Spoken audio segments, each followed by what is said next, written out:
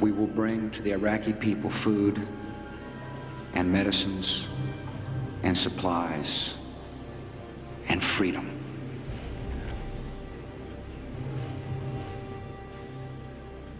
So I believe that this is a fight for freedom.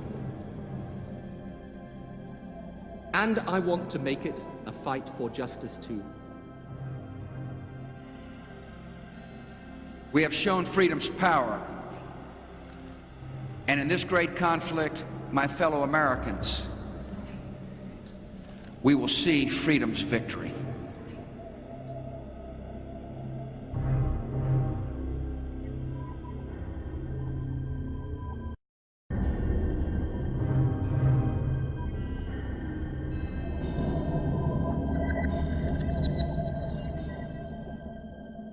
September the 11th, 2001, dominates almost everything we watch, read and hear. We're fighting a war on terror, say George Bush and Tony Blair, a noble war against evil itself. But what are the real aims of this war? And who are the most threatening terrorists? Indeed, who is responsible for far greater acts of violence than those committed by the fanatics of Al-Qaeda, crimes that have claimed many more lives than September the 11th, and always in poor, devastated, faraway places from Latin America to Southeast Asia? The answer to these questions is to be found here in the United States, where those now in power speak openly of their conquests and of endless war. Afghanistan, Iraq, these, they say, are just a beginning. Look out North Korea, Iran, even China. This film is about the rise and rise of rapacious imperial power and a terrorism that never speaks its name because it is our terrorism. This is Afghanistan, and this woman's name is Orifa.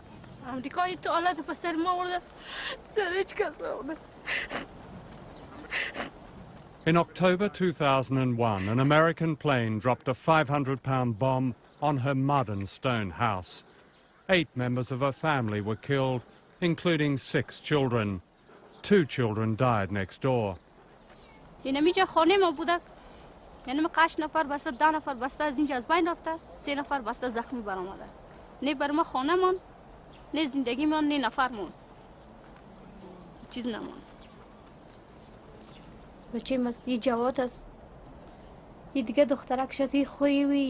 یک آدم است. یه از بین رفته، یه از بین رفته. این دخترک اینجا که سیر میکنه، یه از بین رفته. این دخترای جوان از بین رفته. این شوهر ماست. باز آمدم که برای صورت ازی سعی کردم که بسته روی ازی بسته این مستر کله ازی بخی پوچاک شده، یکی سینهش یکی تیکه پارچه شده، دستش یکدم تیکه تیکه شده. بچه خود ما رو میبینی کل از بستم تو دم کرده پوچی کرده. دخترها یکیش این دختر بسته سوخته بود. یک دختر دیگهش بیخی بسته بیخی دمی روی بسته دمی روی ازی در روی میکت بیخی چسبیده بود. گوشتش هم تو مابین پلاستیک جمع کرده شد. این دخترک گردنش بسته سرش نبوده. انباخم بسته صورت تخته پشتش رفته بود، صورتش معلوم میشده. Afghanistan was claimed as the first victory in America's war on terror against Islamic fundamentalists known as Al-Qaeda, the group responsible for the attacks of September the 11th. The Taliban regime in Afghanistan had given Osama bin Laden a base, but bin Laden and the Taliban leader were never caught. Instead, more than 3,000 innocent people were bombed to death. That's more than were killed on September the 11th. President Bush calls this Operation Enduring Freedom. امریکا دا چی حالت چی روز بر ما ورده خانه منم از بین برده نفر ما کل بسته کل زندگی من از بین برده چی کنیم این حالت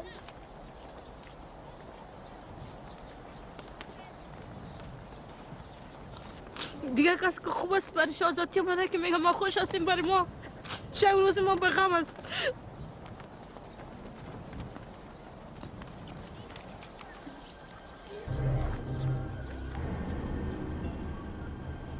a world away in New York.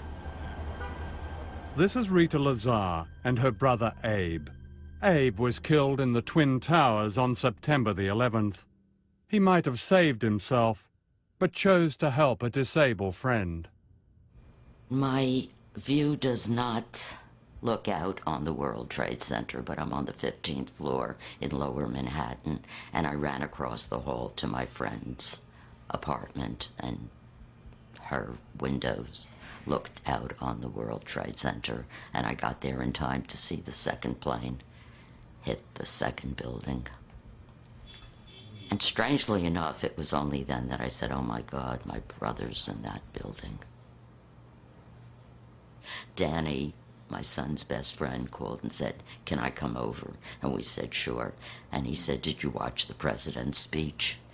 And we said, no. And he said, he mentioned your brother. And I looked at him and I said, what are you talking about? And then I thought, gee, there must have been a lot of people who stayed behind with their friends in wheelchairs. You know, you don't think that it's your own brother. You don't think that. But it was my brother.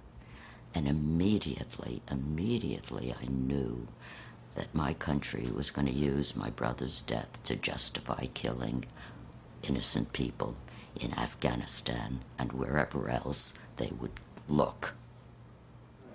Rita decided to go to Afghanistan to comfort the victims of the American bombing. She met Orifa and took her to the American embassy in Kabul to seek compensation for the killing of her family. I'll tell you about Orifa. She had taken a translated description of what had happened to her and her family to the American embassy to ask for help, and had been turned away and told, go away, you're a beggar. The oppressed people of Afghanistan will know the generosity of America and our allies. As we strike military targets, we will also drop food, medicine, and supplies to the starving and suffering men and women and children of Afghanistan. The United States of America is a friend to the Afghan people. Such a friend that out of $10 billion spent in Afghanistan in the last 2 years, the majority has been spent on the military. Of all the great humanitarian disasters, few countries have been helped less than Afghanistan. Only 3% of all international aid has been for reconstruction.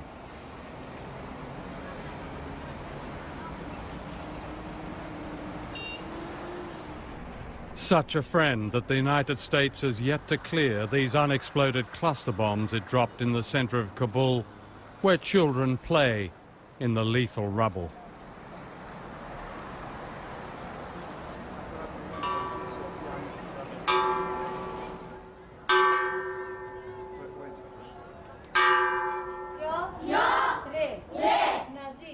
And children are supposed to learn in this devastation.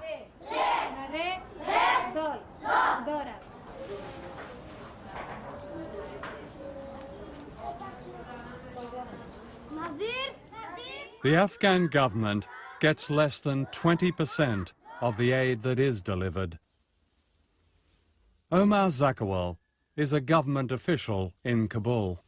Well, 20% is about 300 million. 300 million? You're meant to rebuild the country, basically, with 300 million. Oh, no. The government does not have its own resources for the ordinary budget. The 300 million become salaries and electricity and those. No, those are not for reconstruction. That sounds like you're left with almost nothing, then. The government has no money for reconstruction, period.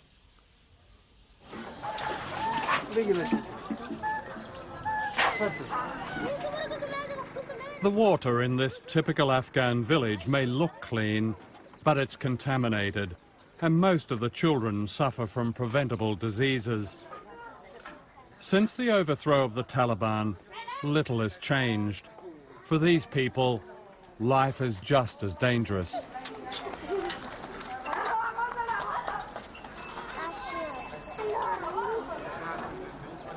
I found the population of 2 villages living destitute in the rubble of this shoe factory in Kabul.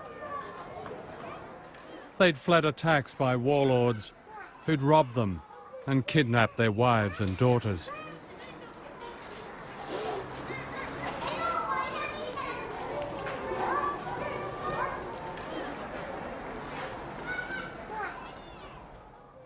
I've spent much of my life in places of upheaval, but I've rarely seen such a bombed and blasted and ruined city as Kabul.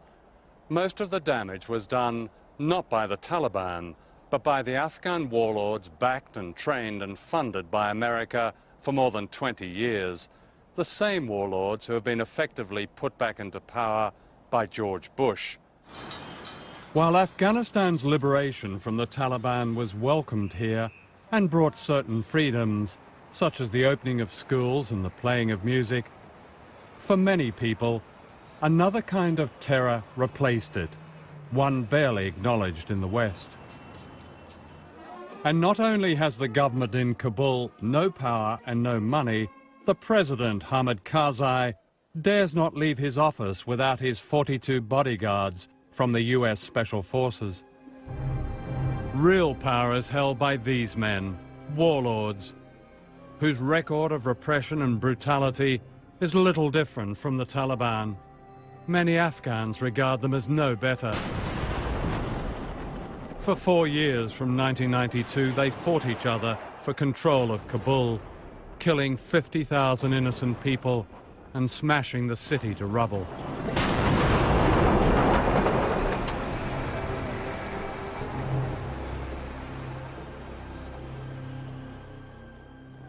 By any definition, the warlords are terrorists, bribed by the Americans with a fortune in cash and truckloads of arms. Today, they control the government in Kabul and have re-established the opium trade, from which comes most of the heroin reaching the streets of Britain. Now Human Rights Watch has broken the silence, documenting atrocities committed by gunmen and warlords who have essentially hijacked the country. Once again, the victims are often women. Today, women are free and are part of Afghanistan's new government, and we welcome the new Minister of Women's Affairs, Dr. Seema Sumar. Dr. Seema Sumar is a symbol of Afghan resistance and humanity. She defied the Taliban and ran clinics for women. In 2001, she and another woman were appointed to the new government as the face of liberation. But no sooner had the applause in Washington died away than she was forced out. The warlords were not tolerating such an outspoken voice of freedom for women. Today, Dr. Samar lives in constant fear of her life, with bodyguards with her night and day. No one understands more the plight of Afghan women. It's not much change for them. They're still, the majority doesn't have access to health care. They don't have access to education. They don't have access to job opportunity. The liberation of women in Afghanistan is mostly a sham, and their plight is desperate. Since the overthrow of the Taliban, Human Rights Watch has documented kidnapping and the mass rape of women, girls, and boys. Girls' schools have been burned down. In the western city of Herat, women can be arrested if they drive, and if they are caught with an unrelated man, even a taxi driver, they may be subjected to a chastity test. This is Marina, a member of an extraordinary organization called the Revolutionary Women of Afghanistan, which has protected and educated women and documented their repression. We had to meet in secret. The veil was necessary to cover her identity. We don't believe that there is much difference between the Taliban and the Northern Alliance, or the commanders who are now in power in different parts of Afghanistan, because the origin is the same. They believe in the same thing. Their nature is the same. They are the two faces of the same coin. Women don't feel secure. The police are generally not functioning properly. Courts are not generally functioning properly. You have places where you have real deep fear of commanders and of armed groups. You have cases where women get taken by armed groups, where people become imprisoned in private jails. You have reports that men and women who are walking down the street get picked up almost at random to check whether or not they're married, to verify that they haven't been having illegal sexual intercourse. Just a month back, these commanders raped women, and a group of 35 women jumped into the river along with their children, and they died just to save themselves from being raped again. The starving, the wretched, the dispossessed, the ignorant, those living in want and squalor, from the deserts of northern Africa to the slums of Gaza to the mountain regions of Afghanistan, they too are our cause.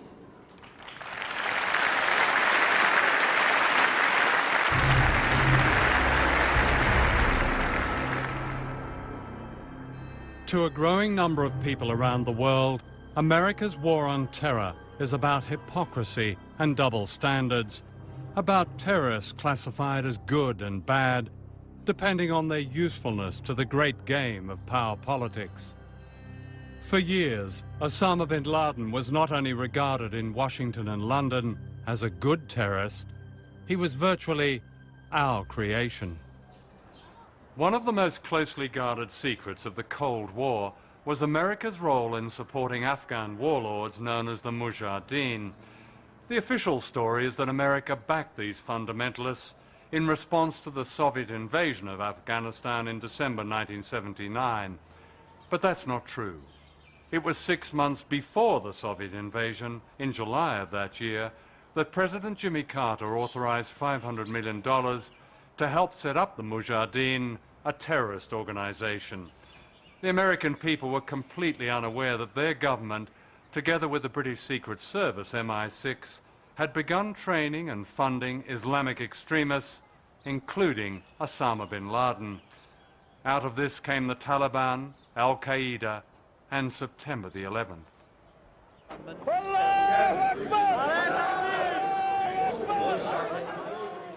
Soon after the Taliban came to power in 1996, the administration of Bill Clinton backed a secret plan for a pipeline through Afghanistan from Central Asia, which has vast reserves of oil and gas.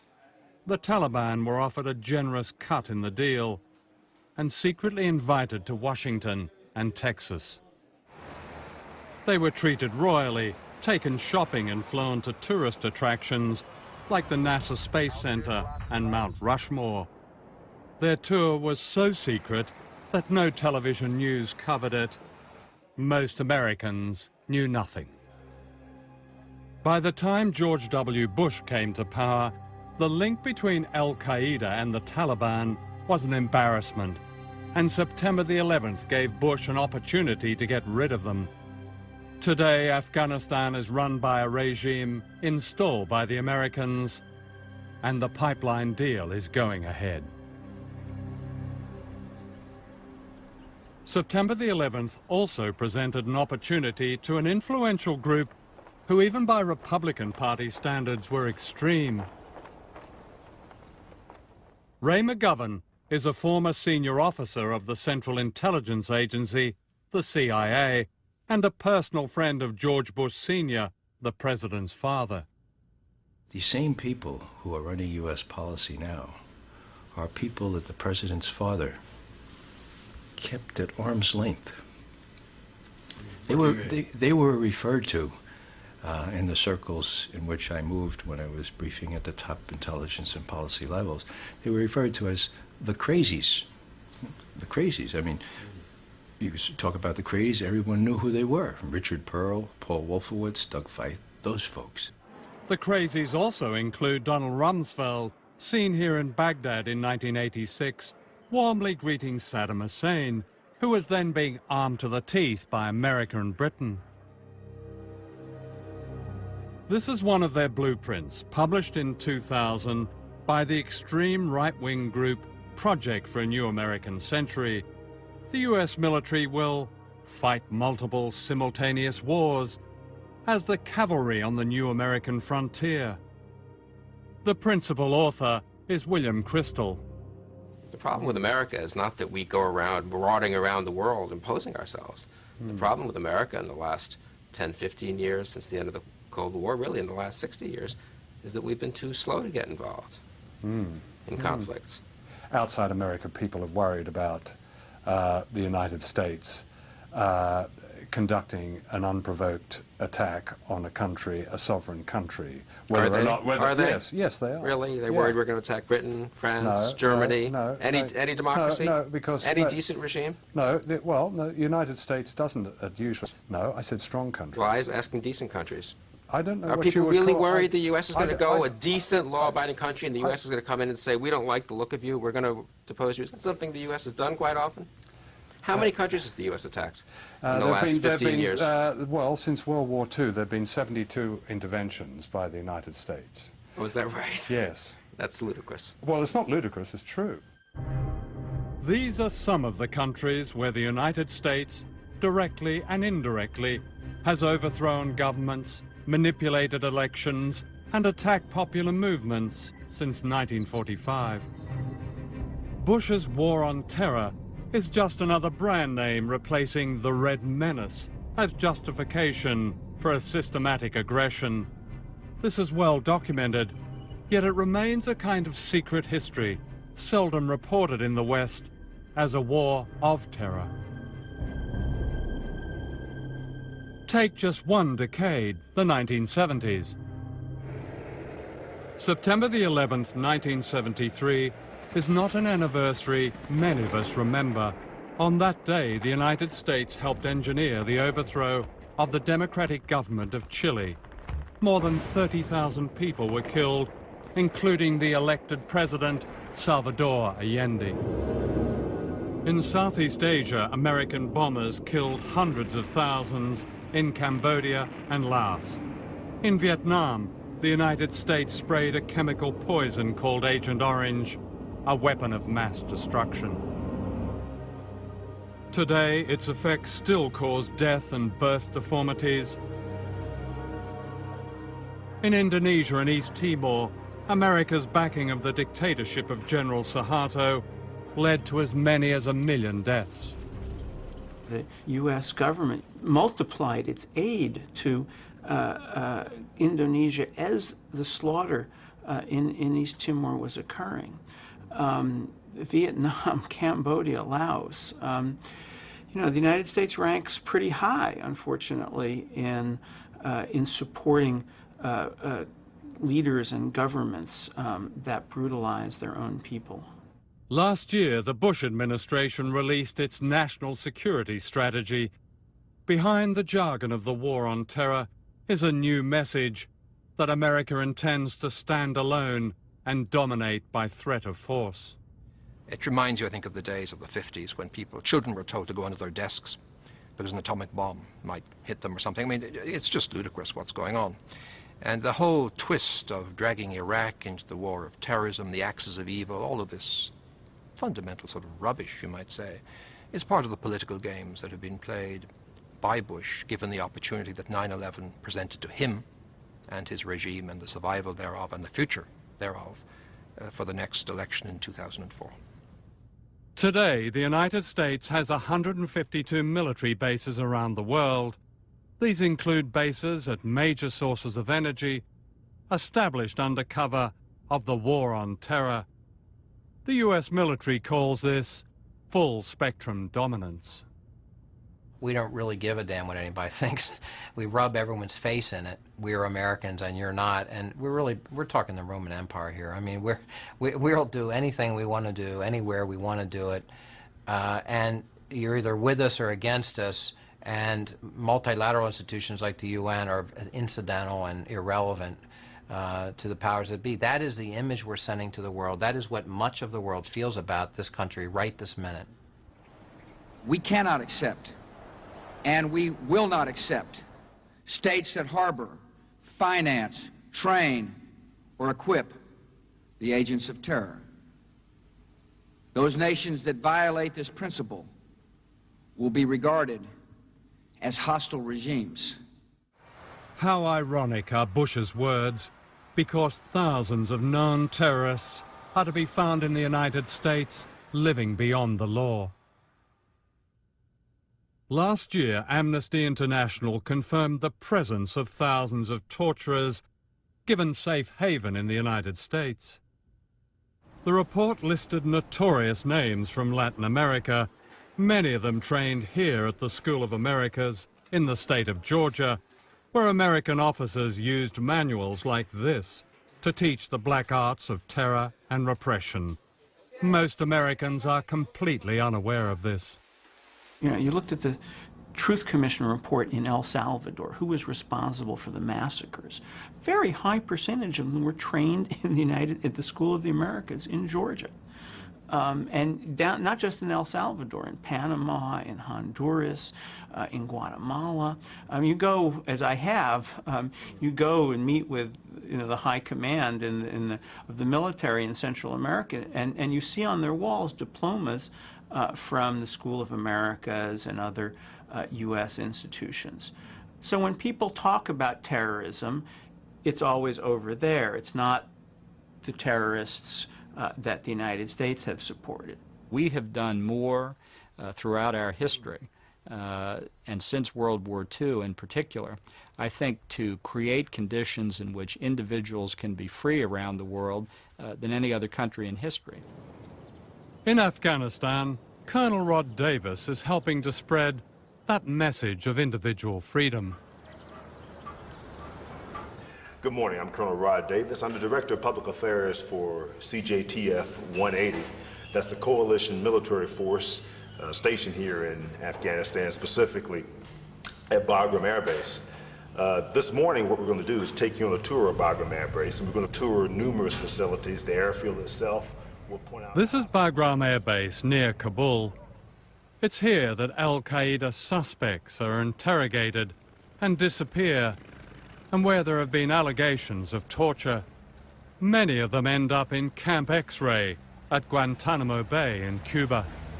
What happens, Colonel, to innocent people who are swept up in this? People who have come through your detention facility here at Bagram, but there really isn't a case to be made against them, and they've kind of disappeared. Well, let's talk about what you refer to as the detention facility. We'll hold right there, allow you to get some images. How would you describe it if it's not a detention facility? Tell you what, we'll talk about that. Let's pull off to the side here and let you take a few images. Oh, this is it over here, is it? Well, we'll let you know. Okay.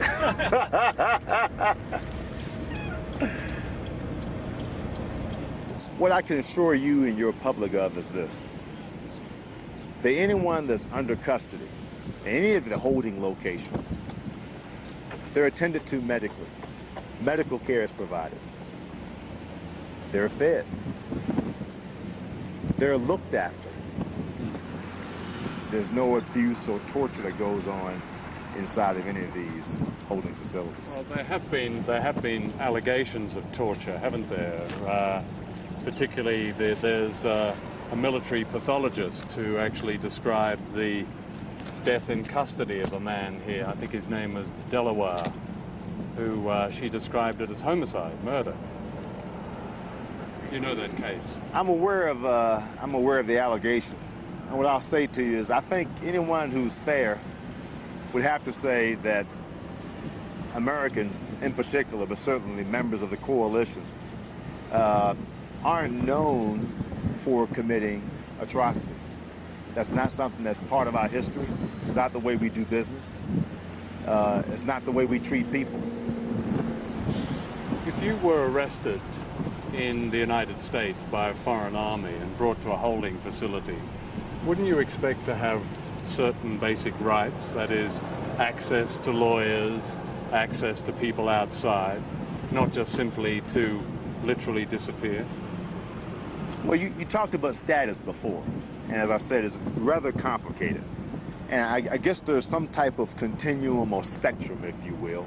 You know, probably prisoners of war off to the far left or right, depending on your perspective, and something less than that to the far other end. we're somewhere on that spectrum. Yeah. Somewhere on that spectrum is this man. Wazir Muhammad is a Kabul taxi driver who disappeared into Bagram in April last year. He's now in Guantanamo Bay. He's not been charged with anything. His crime was to inquire after a friend, another taxi driver, who was arrested and who has since been released. What makes this case so appalling is that this man is recognized by the present government as having resisted the Taliban. This is his brother, Taj Muhammad, a nurse.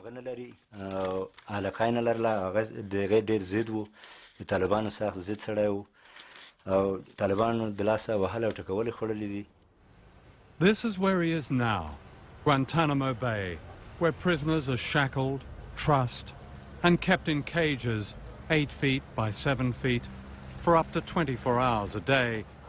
The light is always on. Children and old men have been incarcerated. Amnesty International calls it a black hole, a violation of the most basic human rights. There are 9 British citizens here, including this man, Shafiq Rasool from the West Midlands, who was effectively kidnapped by the Americans 2 weeks after he'd arrived in Pakistan, where he has relatives. That was almost 2 years ago. Since then, his family has pleaded for help from the British government, but still, he's been charged with nothing.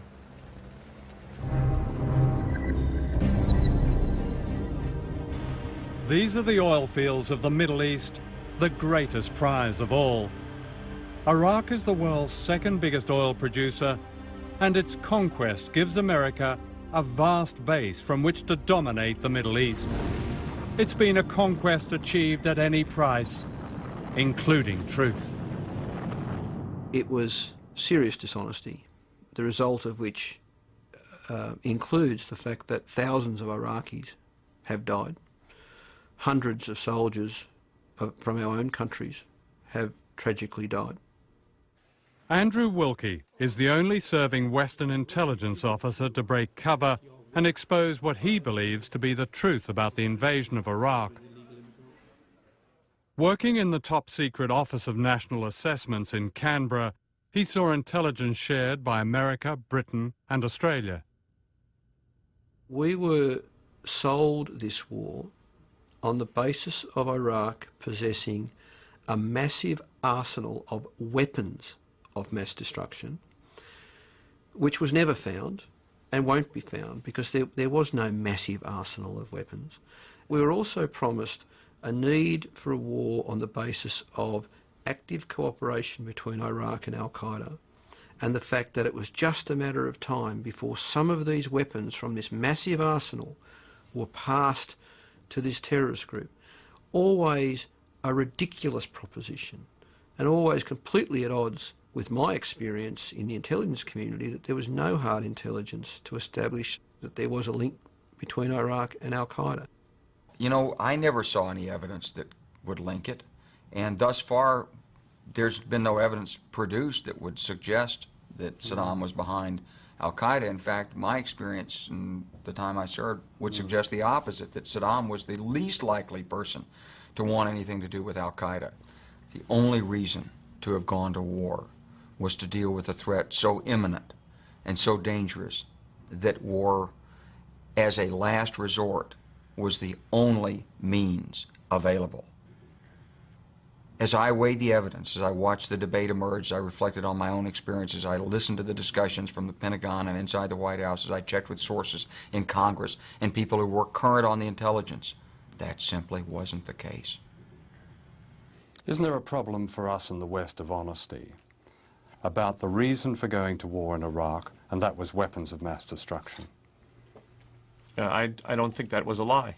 We went to war in large part because of the concern that weapons of mass destruction in the hands of the Saddam Hussein regime, a regime that used such weapons, in particular nerve gas. And was supplied by the United States and Britain. with these weapons of mass destruction. No, I don't believe that's accurate. Well, yes, they were. Most of the weapons of mass destruction from Saddam Hussein weren't built by him. The machine tools and the ingredients for his biological weapons, they all came from other countries, many of them from this country and Britain. I don't think that's right. I really think that it's on the record in the Library of Congress. You'll find it there. I think the premise of your question is wrong. Mr. Fife had only to look up this congressional record of a US Senate inquiry in 1992. It shows that the US government approved the sale of biological weapons to Saddam Hussein. The suppliers were this company in Maryland and Porton Down in Britain. If you really want to know the truth about the state of Iraq's weapons of mass destruction before the invasion, listen to Colin Powell in February 2001. He states clearly that there was no threat from Saddam Hussein. He has not developed any significant capability with respect to weapons of mass destruction. He is unable to project conventional power against his neighbors. And this is Condoleezza Rice, Bush's national security advisor, in July of the same year, saying the same thing, putting the lie to their own propaganda. We are able to keep arms from him. His military forces have not been rebuilt.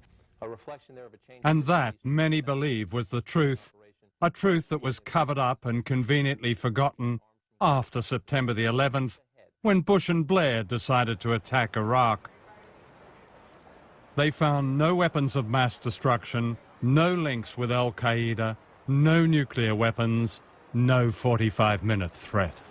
So was it all a charade?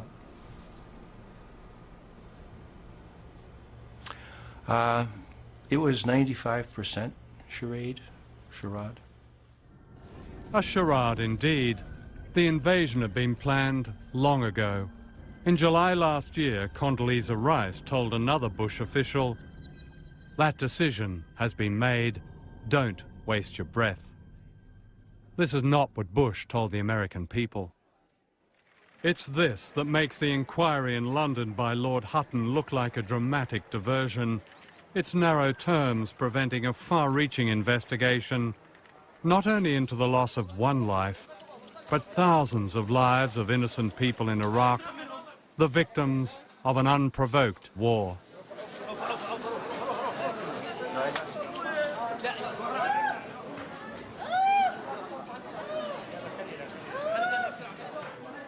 It's now reliably estimated that up to 10,000 civilians may have died in the attack on Iraq.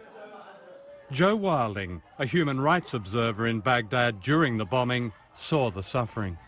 I and a few other observers were being taken around the hospital by one of the doctors, and he was introducing us to some civilian casualties from the previous day, and he was called away to the emergency room. So he took us with him, and as we walked in, there was a woman probably in her mid-30s, just screaming over and over, "We're farmers, we're farmers." And she had a little boy in her arms. He was 4, his name was Mohammed, and the whole right-hand side of his face was cut up by shrapnel. And then there were other women in there. There was a little girl, and she was just screaming every time anyone moved her, screaming when they took her into the X-ray room, screaming when they brought her out again. And the doctor pulled back the covers and showed us this huge gouge out of her thigh, and they were trying to clean it, and they didn't have enough anesthetics or painkillers or anything, so she was just screaming and screaming as they tried to clean this wound. All of them were just in so much pain, and then Fateh, the youngest of the daughters, was 8, and she was killed in the bombing, and Fatma was just stained with all their blood and just going from one to another, picking them up. Why is it wrong for dictators and terrorists to kill innocent civilians, and right or excusable for the United States to do exactly the same? Well, the United States doesn't do it, and if we did it, it would be as reprehensible as what the terrorists do. The United States doesn't kill innocent civilians? No, the United States does not target civilians. Those of us on the outside who look at September the 11th, where 3,000 people died in that tragedy, but then look at the thousands who have died since, wonder about double standards here. Would you address that? I think that I think that the numbers that you're talking about are questionable. So let's leave aside your numbers. Why are they questionable? I mean, I don't accept your assertion that we've killed thousands of innocent people. But let me get to the. There's a lot of studies and an examination of facts on the ground that suggest indeed thousands. I mean, in Iraq at the moment, there are studies that are talking about 10,000, but I don't want to get into numbers, but certainly thousands seems a fair figure.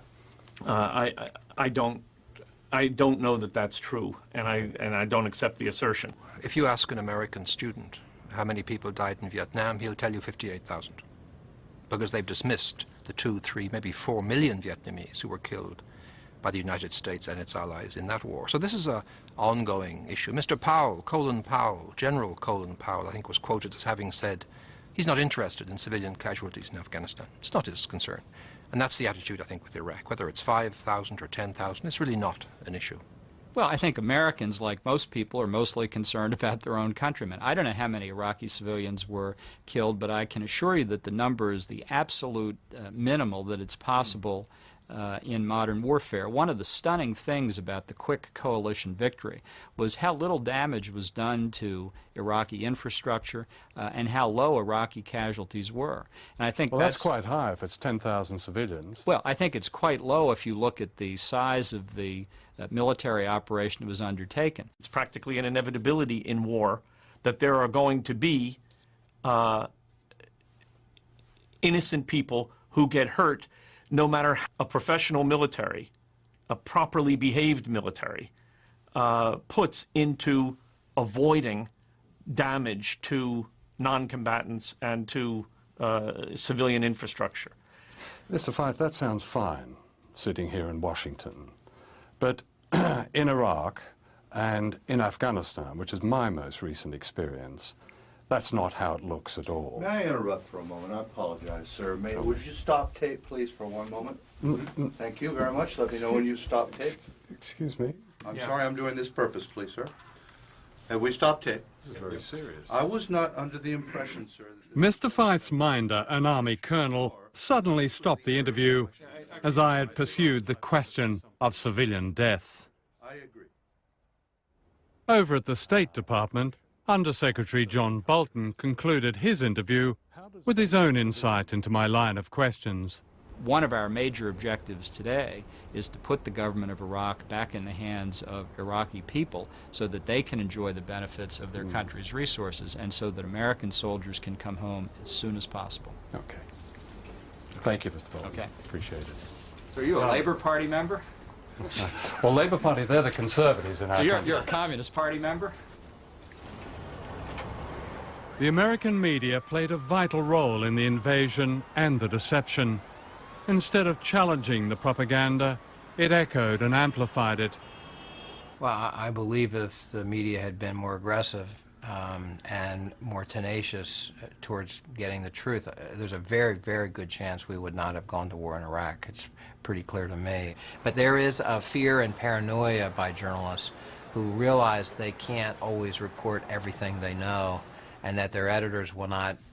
Their job, in the middle of the Iraq war, it was not to show some of the foibles and the deceit of the White House. That was not your job. Your job was to be embedded, which is a wonderful, wonderful word, which is obviously a metaphor for what's happened with the American media covering wars going back decades, ever since Vietnam. And if you study every conflict since, you'll see how the Pentagon and the political types have outmaneuvered the media. And the media has allowed it to happen. They show up, they do what they're told, and they tell the story that certain people want them to tell. And that's what we call, quote-unquote, news. I would go on television in the United States and Fox News and the CNBC and the like, and I would talk about the importance of applying, the Geneva Conventions and how, in fact, the Geneva Conventions protect everybody. They protect American soldiers just like they protect, they protect the good guys just like they protect the bad guys. And I'm treated like, like a traitor, like I'm committing treason. We have a perpetual war which gives the incumbent sitting president over there in the Oval Office a 10 to 15 point bounce on all public opinion. He is a wartime president, even though actually we're not at war. There's something really weird here. The truth, fact is fiction, fiction is fact, war is peace, peace is war. What the hell's going on here? I mean, Mr. Bush has very cleverly manipulated the fear, the anxiety that 9/11 sprang upon the people of New York and ultimately the entire country. And every time he wants to jack up his ratings, he simply stirs up the fear pot by upgrading the level of impending danger without any specifics, of course. I think it's a very ugly game that's being played on the Americans. There's something so similar between our administration and Al-Qaeda in its certainty that God is on its side that is laughable. And that the American people should fall for this line hurts me more than I can tell you. Norman Mailer wrote the other day that he believed that America had entered a pre-fascist state. What's your view of that? Well, in a way, and I'm not saying this to be cynical, but I hope he's right, because there are others that are saying we're already in a fascist sort of mode. If you say something often enough, the people will begin to believe it, and that strategy has been applied with, unfortunately, great success by this administration. Weapons of mass destruction, Al-Qaeda, Iraq ties, other evidence being adduced to justify an unprovoked war. And so, yeah, I think we ought to all be worried about fascism. I think the rest of us should be extremely concerned. We've seen total disregard for the United Nations Charter and its fundamental concepts. We've seen rejection of international law and the respect for sovereignty of other countries. We've seen a preemptive strike against a sovereign state which is outrageous in concept and dangerous in consequence, and something we should all worry about. And every country that now is threatened by Mr. Bush, which is his habit, whether it's Iran or North Korea or Syria or Libya or others, it's an outrage that we should stand by and allow these countries to be threatened by a man so dangerous that he's willing to sacrifice American lives and, worse, the lives of others, whether they're Iraqis or Afghanis and possibly Syrians and others, in some mad aggression. Aggression was at the core of the judgment at the Nuremberg trial of the German leadership following World War II. The judges decided that unprovoked aggression was the supreme international war crime, which contained all the evils of other war crimes. Blair and Bush have found ways of justifying, of course, the wars, both against Afghanistan and against Iraq, in terms of particular circumstances or the violation of particular requirements. But it seems to me that these wars are indeed acts of aggression as defined at Nuremberg and in previous agreements, and that in a sense both Bush and Blair are guilty and could stand in the dock accused of waging aggressive war. The United Nations was founded so that we would never forget the crimes of great power. Are we now in danger of forgetting? Do we forget the lies that justified the conquest of Iraq and disguised America's plans to dominate all the world? Do we forget that the British government has announced, for the first time, that it's prepared to launch an attack with nuclear weapons, echoing yet again George Bush? And do we accept a distortion of intellect and morality that empties noble words like democracy and liberation of their true meaning, that says it's wrong for a terrorist to kill innocent people, but right for governments to commit the same crimes in our name? The answer is that we need not accept any of this if we recognize that there are now two superpowers. One is the regime in Washington, the other is public opinion, now stirring all over the world, perhaps as never before. Make no mistake, it's an epic struggle. The alternative is not just the conquest of faraway countries, it's the conquest of us, of our minds, our humanity, and our self-respect. If we remain silent, victory over us is assured.